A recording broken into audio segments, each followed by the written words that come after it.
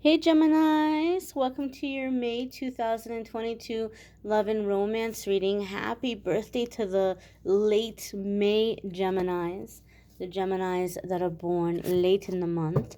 We're going to see what's coming up for you guys in love and romance. You might stumble upon this video after May or some other year.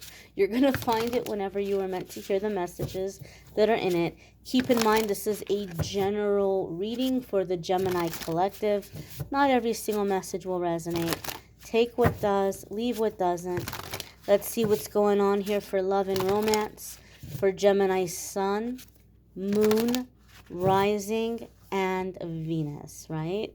A lot of us like to check out the Venus readings when it comes to love, so we always invite the Venus Gemini folk here for this love information. First card that is coming up here for you all is the Three of Wands. Now, Three of Wands, unfortunately, from a lot of what I've seen with love readings, sometimes gets a very negative rap. And it makes me sad because it's such a beautiful card. Three of Wands is sometimes seen as like a third-party situation. And some of you might be used to watching readings where you see Three of Wands and you're like, oh my gosh, oh my goodness, like this person is messing around. That's not always what it means. Maybe for some readers, that's what it means. And so their guides communicate with them in that way. But Three of Wands is a card about expansion. It's about the next level. It's about, not being able to unsee the things that you have seen, and there's nowhere to go but forward. It's kind of, it makes me think of the quote, we've all heard curiosity killed the cat, but growing up I had a cousin who used to say, yeah, but satisfaction brought him back. And so it always makes me think of that. Curiosity killed the cat, but satisfaction brought him back. So there could be some situation here where maybe it's you, maybe it's the other person. You may be feeling like you don't really want to get super serious, or you don't want to take the next level in a relationship. You might be on the fence about it, but there could be something here, or maybe the other person's on the fence about it, but there could be something here where one of you is like, but I can't get this out of my head. Like, I have to see where this goes. I have to see what this could be. I have to have this experience. So maybe there's a hesitation or there's a fear, but there's also this sense of wonder, this sense of curiosity, this sense of exploration where it's like, I need to explore this. I need to explore this. I need to figure out why this person has come into my life. I need to see where this could go.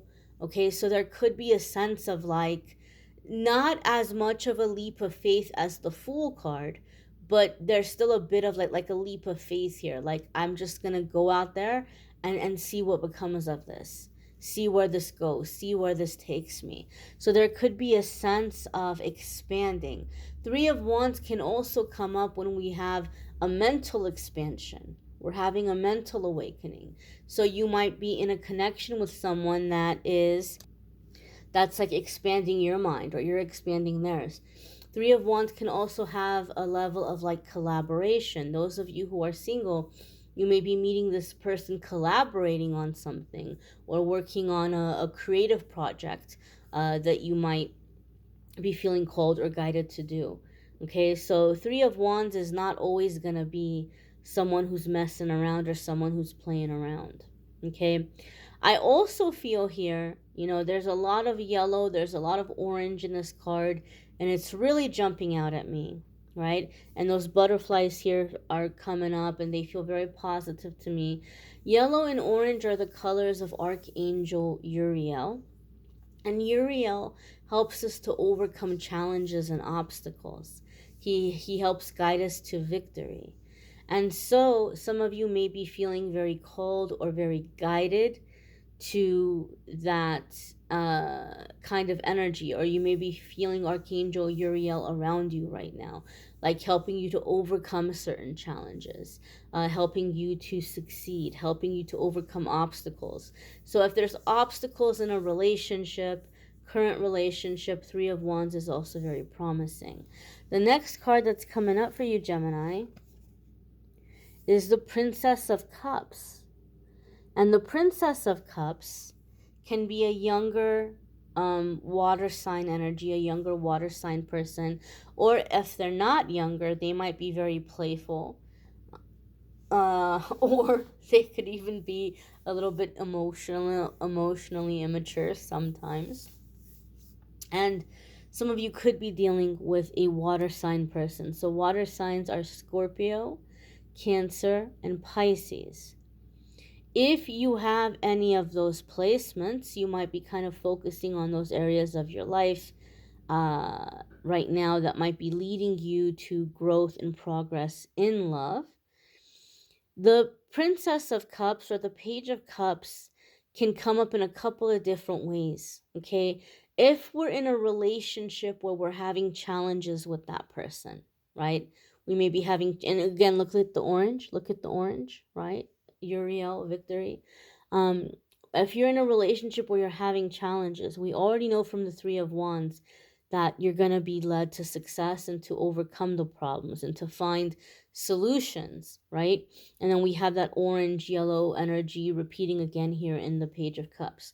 So Page of Cups in general for me in a reading, in a love reading, can come up to say that sometimes the answer, if there's issues or you're trying to get closer to somebody or you're trying to get to know them, the solution is in playfulness.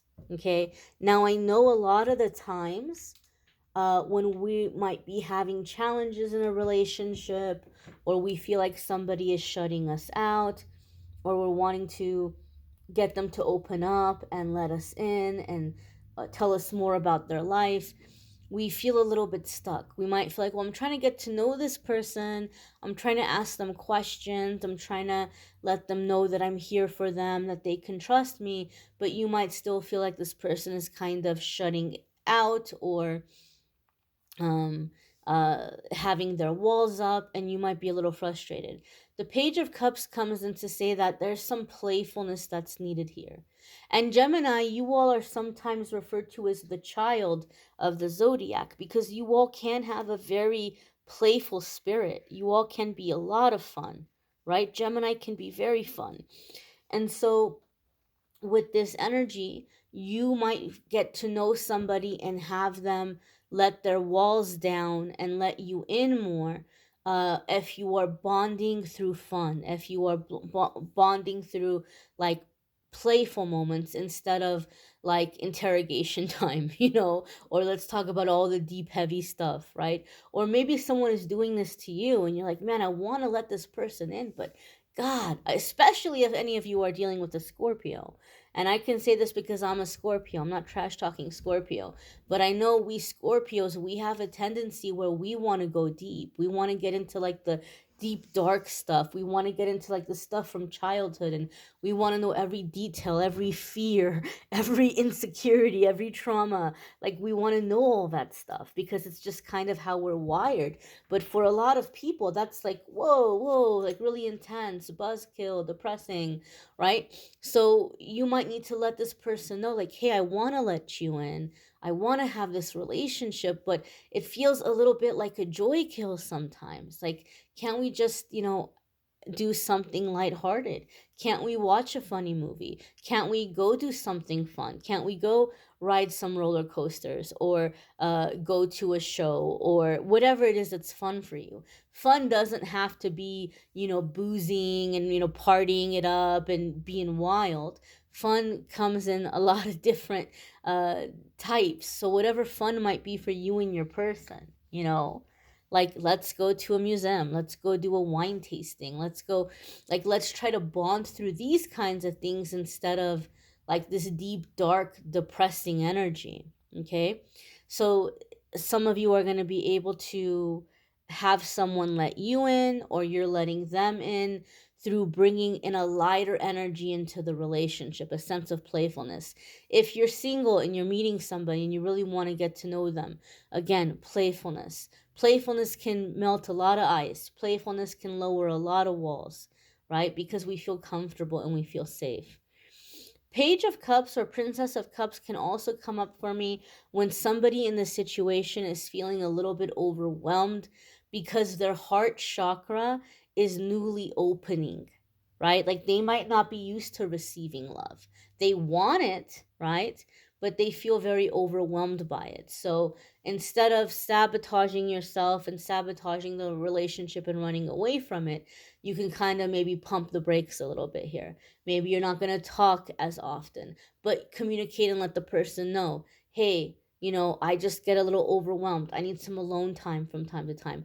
Or work is really busy right now. Or I just really want to make sure that we go slow. Or so like this person knows that you want to be with them. You're not shutting them out. You're not ignoring them. You're not ghosting them, right? But you're limiting how often you all talk, or you're limiting how often you all see each other, just so that you're not getting emotionally overwhelmed, just so that you're not, going into panic mode or anxiety. I feel some of you Geminis might even get like these really like strong heart palpitations, like when you get nervous or when you get anxiety or when something happens and you get really emotional, you might feel that your heart starts to race, and so it might like physically feel uncomfortable or scary. And you can let these people know when you're ready to share that information, when you're comfortable enough, right? And just like let them know, like, I need to go slow, right? That's it. I like you. I care about you. I want to see where this goes, but I'm just somebody that I need space. And you can check in from time to time. Hey, everything is good. You're on my mind. We'll talk soon. We'll hang out soon. But you can slow it down without shutting it off, without pushing it away, without running away from it. Okay. But I feel here a sense of like pacing yourself through the emotional development in the relationship as the feelings get stronger. The next card that's coming up here, Gemini, is the King of Wands. So we've got a lot of fire here. Maybe some of you are dealing with a fire sign. Fire signs are, gosh, that's awfully bright. Fire signs are, excuse me, Aries, Sagittarius, and Leo. So some of you could be dealing with an Aries, a Sagittarius, or a Leo.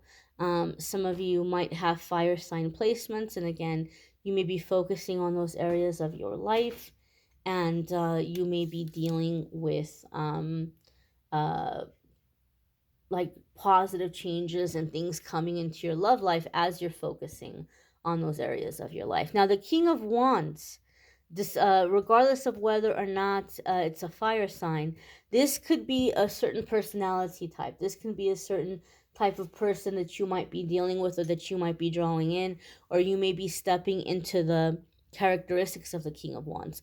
First and foremost, to have King of Wands show up in a love reading for me tells me there's passion. There's passion, there's fire, there's chemistry. Maybe for some of you, someone has had their walls up, and as you're expanding and communicating and being playful, that wall is coming down, and you're discovering they're a very passionate being, or you're discovering that you're a passionate being, or like getting your fire back. The King of Wands, in terms of personality, is going to be very much like a self-made man or woman, okay, who hasn't really had a lot of opportunities in life. They haven't had people pave the way for them. They haven't had people hook them up with, jobs and getting them into fancy schools and, giving them business loans and, things like that, or paying for their education or their schooling. They haven't had those breaks. They haven't had anybody to really invest in them. But despite that, they've been able to create success in their life, and they've been able to create financial success in their life. They've been able to do something with their ideas, their gifts, their talents. to where now there's somebody who's very solid, very secure, very ambitious. And because this is someone who never had anybody show them the way or help them out, they have a soft spot in their heart for other people, and they want to help. Like anytime that they can help, they want to help. They might see somebody and say, oh my gosh, they remind me so much of me when I was their age, when I really wish I had somebody to help me. And they might step in and they might help. They might do something very generous. They might donate money. They might mentor the person. They might give the person some advice and some guidance. Or they may volunteer their time to help educate others, or to help build others up, or to help educate or strengthen their community, people in their community. So some of you could be meeting this kind of person through some kind of philanthropy, like maybe you're doing some kind of volunteering, and you're coming across this kind of person. Or maybe some of you are a little like intimidated by a King of Wands person you've come across. But typically the King of Wands is not going to be a stuck-up person. King of Wands isn't going to be someone who's like, oh, I'm too good for you to talk to me. No, they're not like that. They're very down to earth. So some of you could be seeing someone and you might feel a little bit intimidated by their success, by their charisma, by their ambition, but you might be very pleasantly surprised to discover that this is a humble person. This is someone who's very grateful for everything that they have, and they don't see themselves as better than anybody else. In fact, they want to help others. They want to build others up. And so for some of you, there could be this element in this relationship where this person, Gemini, wants to help build you up. Not in a controlling way, not where they're coming in and trying to turn you into another person, but they may be seeing in you that you have certain gifts and talents and abilities. And they're like, hey, what if you approached it this way, or without changing what you're doing, right? For example, like let's say you were really good at painting, right? They're not going to come in and they're not going to say, well, hey, what if instead of painting this, you painted that? Or, oh, hey, what if you tried to paint like this one painter? Like that would be changing you. That would be altering you. This person's not trying to change the way you do what you do, but they may come in and give a lot of helpful guidance and ideas around how to get yourself out there, how to make better networking connections. They might help you with the business aspect of it, right? Not trying to alter what you're doing. Like, oh, hey, you would be way more successful if you painted like this person or that person, or you painted this stuff instead of that stuff. They're not getting involved with that. They see your talent, they see your gift, they see your ability. They want you to keep being you. They want you to keep doing you. But they might have some really helpful guidance on how you can be more successful with your gifts and with your talents. So this could be someone that maybe is helping you in terms of like business or self-employment or creative projects. They might be giving you some ideas and some help and some guidance. The King of Wands can also sometimes be a lover, okay? And so some of you might be manifesting passion and love in your life, okay?